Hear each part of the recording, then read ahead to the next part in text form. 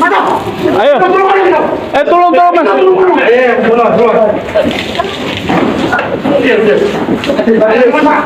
Iya, saya. Tolong mas, kini kan. Ayo. Ikutin pak.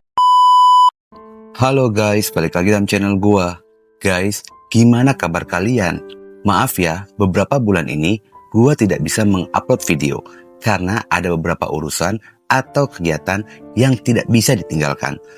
Oke guys, hari ini gua akan menceritakan satu kasus pembunuhan yang membuat gempar warga Nganjuk, Jawa Timur, terlebih instansi kepolisian, lantaran kasus pembunuhan ini menimpa istri serta 2 anak dari anggota polisi. Bersyukurnya salah satu anak yang turut menjadi korban berhasil selamat walaupun dalam kondisi kritis. Bagaimana kronologi dari kasus ini? Yuk kita simak videonya. Sebelum memulai pada kasusnya, gue ingin mengajak kalian untuk mengetahui lebih jauh akan sosok dari korban ini. Korban merupakan seorang wanita cantik bernama Elvi Nurhayati berusia 41 tahun.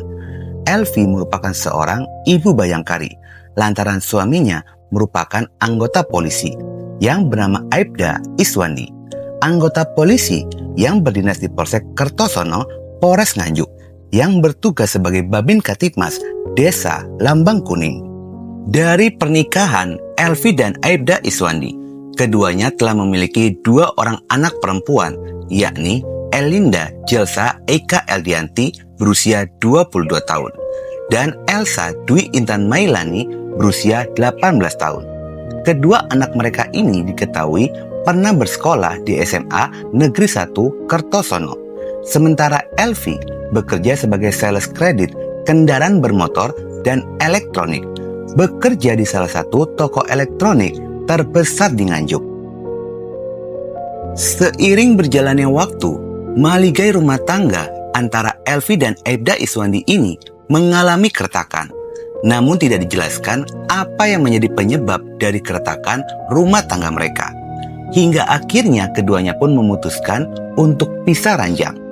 Elvi pergi bersama dengan kedua anaknya tinggal di sebuah rumah kos yang berada di Jalan Mongin Sidi, Kelurahan Payaman, Kecamatan Nganjuk, Kabupaten Nganjuk, Jawa Timur.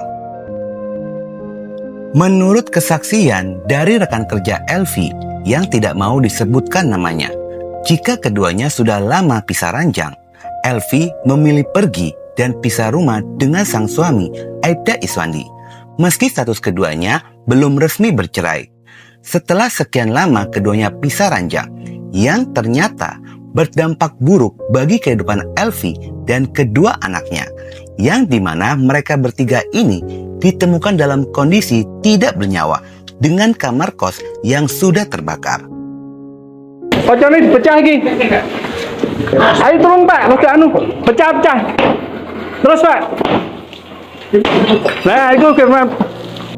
Kejadian mengerikan ini bermula ketika kamar kos dari Elvi kedatangan seorang pria bernama Danang Susilo berusia 30 tahun, merupakan warga desa Jokomerto, Kecamatan Tanjung Anom, Kabupaten Nganjuk.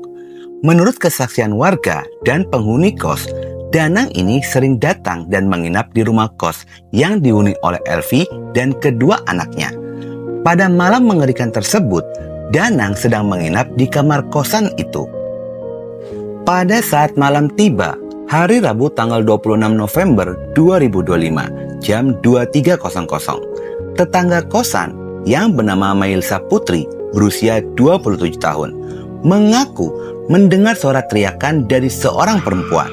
Teriakan itu tiba-tiba muncul tanpa ada cekcok atau pertengkaran terlebih dahulu.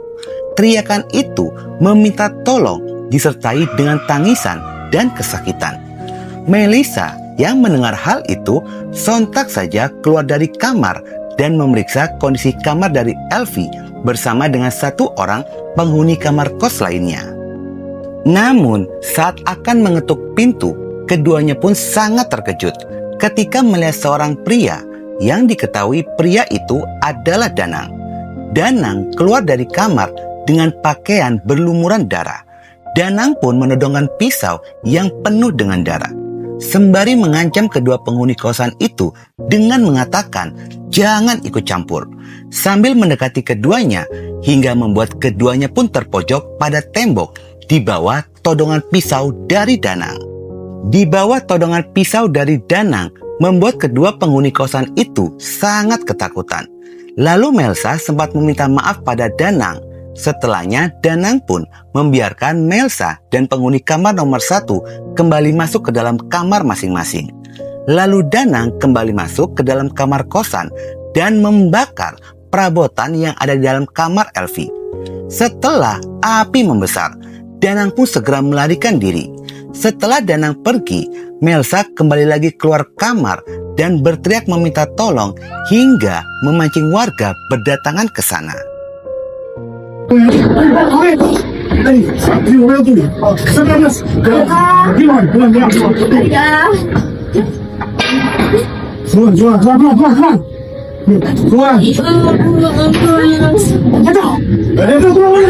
Pada saat kebakaran itu terjadi, Melsa mengaku mencium aroma bensin dan melihat api membakar kamar kosan milik Elvi. Warga bergotong royong berusaha memadamkan kobaran api agar tidak merambat ke kamar lainnya. Setelah api padam, warga menemukan 3 korban dalam kondisi yang sudah tidak berdaya dengan luka tikaman pada bagian tubuhnya. Saat dilakukan pengecekan, ternyata Elsa Dwi, anak kedua dari Elvi, masih hidup. Lalu Elsa segera dievakuasi menuju rumah sakit Bayangkara. Sementara Elvi dan Elinda ditemukan dalam kondisi sudah tidak bernyawa. Keduanya pun dievakuasi menuju rumah sakit Bayangkara guna dilakukan pemeriksaan lebih lanjut dan mengetahui apa yang menjadi penyebab peristiwa mengerikan yang menimpa ibu dan kedua anaknya.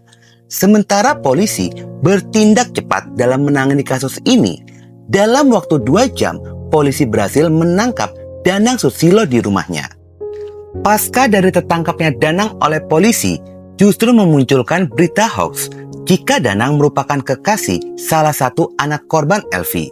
Namun pihak kepolisian langsung membantah kabar tersebut dan polisi pun belum mengetahui apa motif dari pembunuhan ini. Setelah polisi melakukan pendalaman kasus, akhirnya polisi pun berhasil menemukan fakta jika motif pada pembunuhan ini adalah cemburu. Pihak kepolisian Nganjuk pun menjelaskan jika pelaku Danang bukanlah kekasih dari anak korban Elvi, melainkan kekasih dari korban Elvi alias selingkuhan dari korban. Bahkan dalam komentar FB pun menjelaskan jika pelaku ini bukanlah kekasih dari anak korban Elvi. Banyak netizen serta warga yang terkecoh dan tidak menyangka jika Danang merupakan selingkuhan dari korban lantaran usia keduanya terpaut 11 tahun.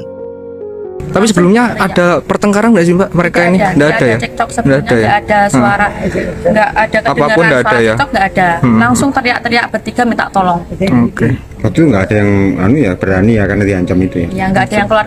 Padahal di situ tetangga ada orang, cuman nggak berani keluar. Tapi saya memberanikan diri buat Mengecek ya? ya.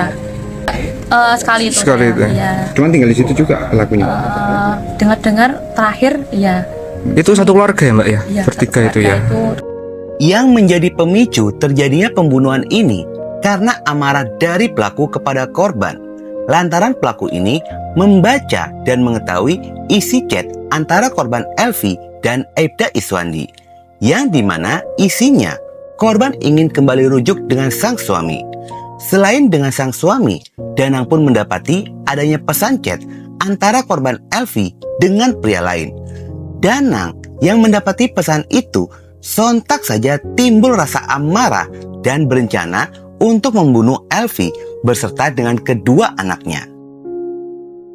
Pada saat dilakukan interogasi oleh pihak kepolisian, Danang mengaku sebelum datang menginap di rumah kosan itu, dirinya pun sempat membeli sebuah pisau di pasar. Dan pisau itulah yang dia persiapkan untuk membunuh ketiga korban. Pada malam tiba, Danang melakukan penyerangan dengan membabi buta dan menikamkan pisau pada tubuh Elvi dan kedua anaknya. Lalu Danang sengaja membakar kamar kosan itu agar pembunuhan yang dilakukan tidak terungkap. Selain kasus pembunuhan ini, ternyata Danang diketahui menguasai harta benda milik korban. Salah satunya adalah mobil Sigra milik korban yang sering Danang gunakan. Setelah pembunuhan itu terjadi, Danang mengaku telah membuang sajam pisau ke sungai dekat rumahnya. Hingga akhirnya Danang pun berhasil tertangkap oleh pihak kepolisian. Sementara itu, kedua korban telah dimakamkan di kampung halamannya yang berada di Kediri. Prosesi pemakaman itu pun dihadiri oleh Aibda Iswandi yang tidak dapat menahan kesedihan atas peristiwa mengerikan yang terjadi pada istri dan juga anaknya.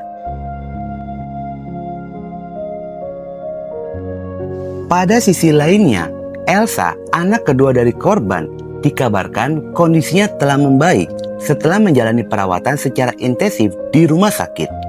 Dan Danang pun harus menghadapi tuntutan pembunuhan berencana dengan vonis maksimal, yakni pidana mati. Guys, atas kejadian ini, menurut gua pribadi, kedua anak mereka lah yang menjadi korban terbesar atas keretakan rumah tangga dari kedua orang tuanya. Apalagi korban Elvi menjalin hubungan dengan pria lain dalam status yang belum bercerai resmi. Semoga saja kejadian ini pun meningkatkan kewaspadaan kalian dalam bersikap di kehidupan sehari-hari, serta waspada dalam menjalin hubungan dengan orang baru. Oke guys, sekian dulu video gua hari ini dan jangan lupa ikuti terus video gua. Oke?